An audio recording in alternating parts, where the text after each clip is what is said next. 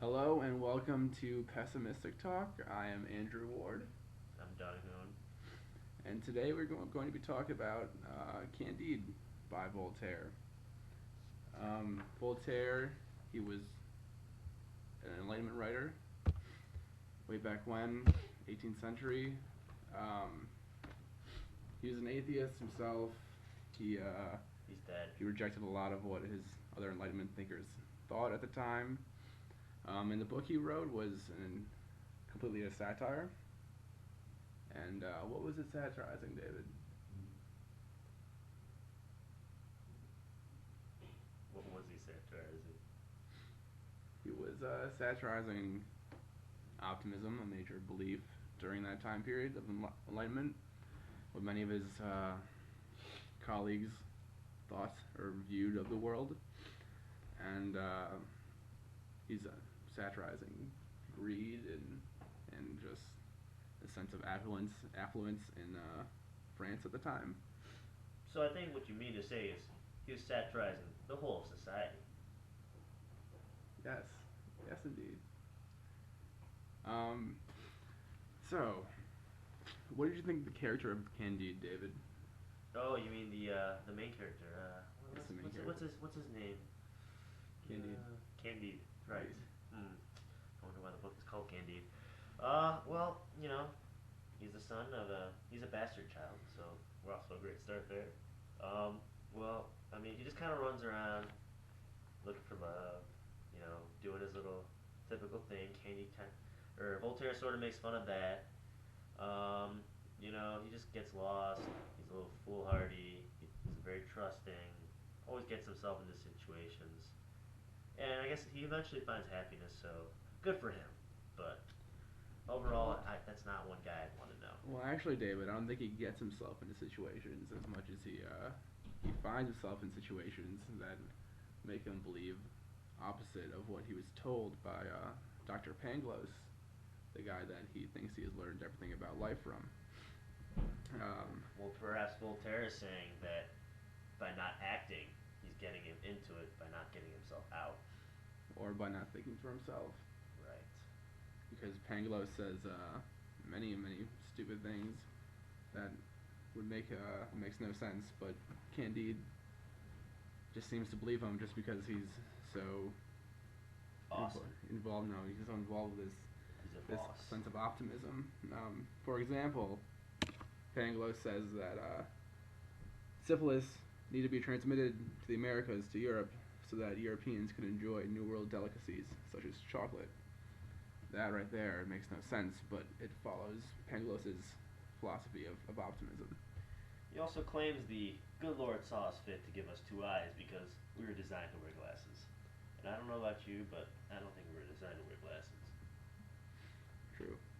Um, so we're talking a lot about optimism, David. What is optimism in the sense of Candide?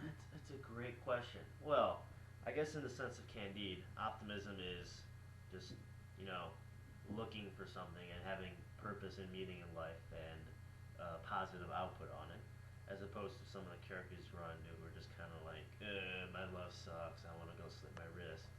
Like, they're kind of dreary and dredgy and then, blah, blah, blah. So, I guess optimism is just like your whole outview on it. But in Candide, we have foolhardy and foolish optimism, which Pangloss seems to represent the whole, and he seems to believe that everything is for the better. And when someone falls off a ship and another man goes to save him, Pangloss says, "No, you can't save him. It is as it is meant to be." So the guy drowns. Yeah, his entire very skewed outlook on life that everything is the best way it could possibly be and meant to be that way, and that's what he makes Candide believe, and that's what Candide is kind of falling out of throughout the entire book. Isn't that right?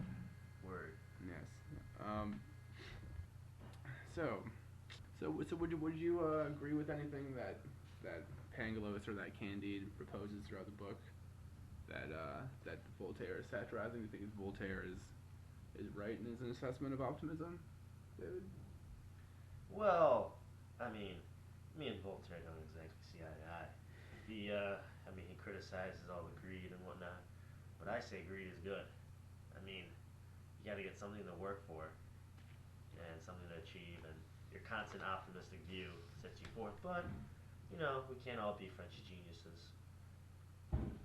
When I said genius, I said that with quotation marks. You just can't see this because this is a podcast, but pretend my fingers are doing the little quotation marks.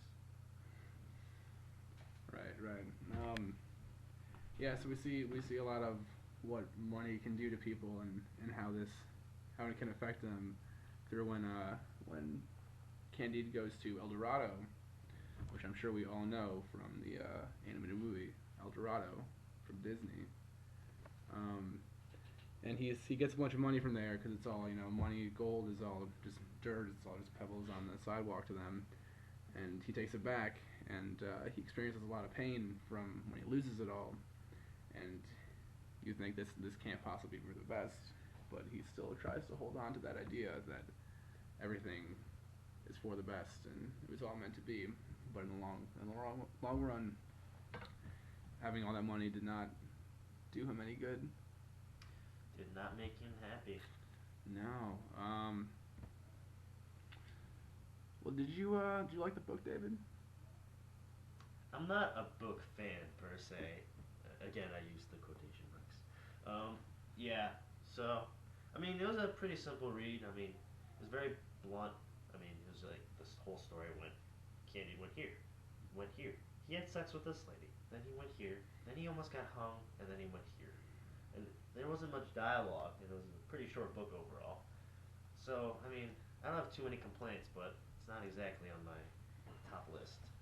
Yeah, I found the book very matter of fact. It was for him being a philosopher. I would think that it would be he would go off for a while on many different things and elaborate on some of the things he was trying to get across. But since it was a satire, I feel like he was trying so hard to make it be a satire from beginning to end and nothing else that he had to just be so matter of fact and just say this is what happened and it happened in this way and you're supposed to kind of see through that. But I don't know, just it's not something that I would come back to in a couple of years. I mean, you bring up an interesting point about Voltaire being a philosopher, and well, he satirizes philosophy throughout the entire book, and he makes fun of it and pokes fun of it about they philosophize and philosophize. Very good point, David. And well, he's a philosopher, so maybe we shouldn't be listening to him either. Right. He makes all these points that we kind of like have to see through in the philosophy of Pangloss, but then at the end, when he finally gets to what Candide concludes, it kind of seems like it's what we're actually supposed to believe, or is this there's some holes in this too, or is this not what we're supposed to receive from the book? Right. So Voltaire, he kind of makes all these points throughout the book about philosophy itself and how there's not much value to it in real life. It's not what we should be focusing on. The character Martin at one point makes fun of Dr. Pangloss for saying something about it's like the Garden of Eden and how it's created for some means, I forget what, but and he's saying that we shouldn't be looking at life in that way. We shouldn't be speculating like that, and I think that's also what Voltaire really tries to get across, that there's no really point for philosophy, even though it is kind of his life's purpose to him. It's philosophizing, but it's not really worth it for the average man, or not worth it, but it's not even something we should be focusing on to get any real value out of life. Well, I mean, we find that when they finally settle down, they're just kind of bored out of their minds, so they start to philosophize, and then they end up hating life. What we found throughout the entire novel, what kept Candide and everyone going, was finding and working towards a goal in their own means, which they stop doing at the end, and they just start philosophizing, and they're all unhappy. So eventually, they just stop philosophizing. They just start working on the farm, and voila, they're happy. So, I guess the lesson here is work will set you free. Yeah. right. Well, in conclusion, um, we're gonna bring up the point when on the sheet that we got this assignment on the actual selected reading. Doc brought up the there was a quote from some guy that said that every 10 years we should read this book. And it's important to read this book every 10 years. And we're gonna be looking at why someone would bring that up. Why would this book be important to read every 10 years? And I think because of life every 10 years, you can see every decade life is getting easier and easier to do. We're advancing in new technology and whatever that is making things a lot easier for an everyday life.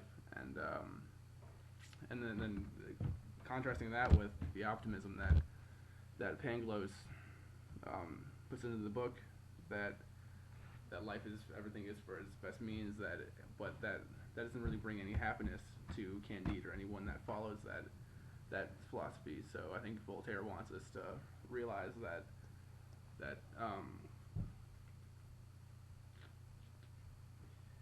think Voltaire would get all of the treat. I think Voltaire wants us to recognize that life is hard, and we need to recognize that fact throughout every moment, and that as much as we're gonna try to make things better, we need to have this awareness of that life. There's despair in life, and there's challenges, and we can't just sweep these aside and convince ourselves that everything is for the best possible good. Or philosophize our way past it. Because A plus B divided by X over Q somehow means that red sheep are gonna die. Yeah, well, in conclusion, this has been fun. This is Pessimistic Talk. Peace. I'm Andrew Ward. This is David Lee. Have a good See summer. ya.